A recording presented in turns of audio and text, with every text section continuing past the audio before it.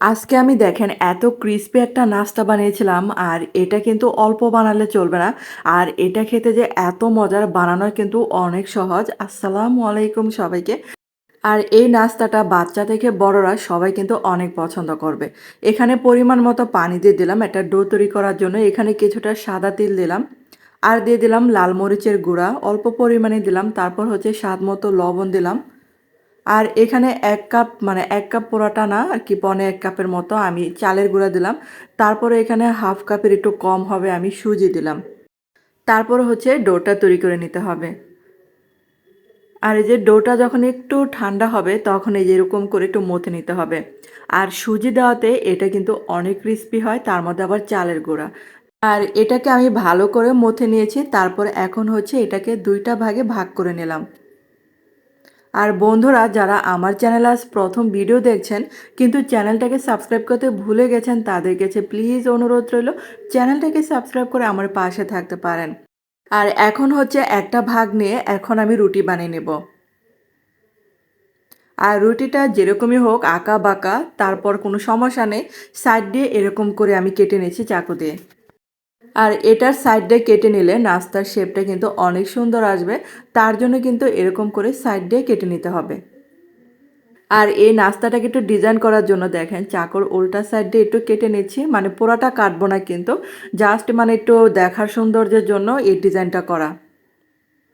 আর এখন হচ্ছে আমি যে নাস্তাটা বানাবো সেটার জন্য এরকম করে কেটে নিতে হবে।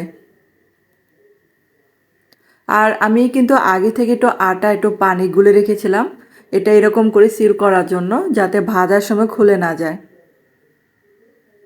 তো আপনারা কিন্তু দেখে বুঝতে পারছেন আমি কিভাবে এটা করছি। আর যে এরকম করে হাত দিয়ে কিন্তু এটা চেপে দিবেন, আমি প্রথমটা কিন্তু দেখাই নাই। তো দ্বিতীয়টা অবশ্যই দেখুন আমি কিভাবে এটা করেছি নাস্তাটা। তো সেমভাবে এরকম করে আটা লাগিয়ে নিতে হবে।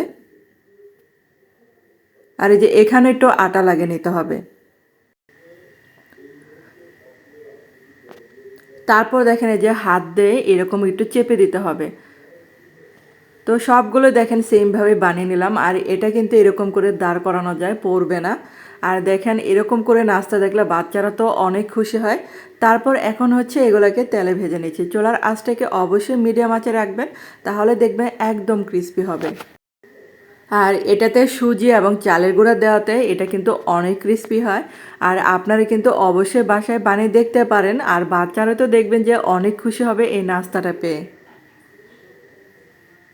আর দেখেন এই যে কালারটা কিন্তু অনেক ডিপ চলে আসছে। তো এখন এই যে চুলা থেকে নামিয়ে ফেলছে।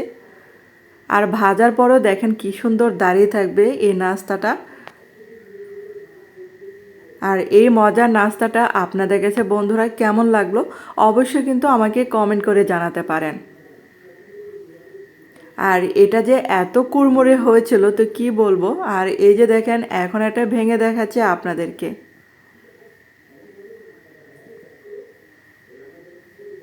আর এই মজার নাস্তাটা বড় থেকে ছোট সবাই কিন্তু কাড়াকাড়ি করে খাবে। তো দেখিয়ে বুঝতে পারছেন কতটা মুড়মুড়ে হয়েছিল। ধন্যবাদ সবাইকে ভিডিওটা দেখার জন্য।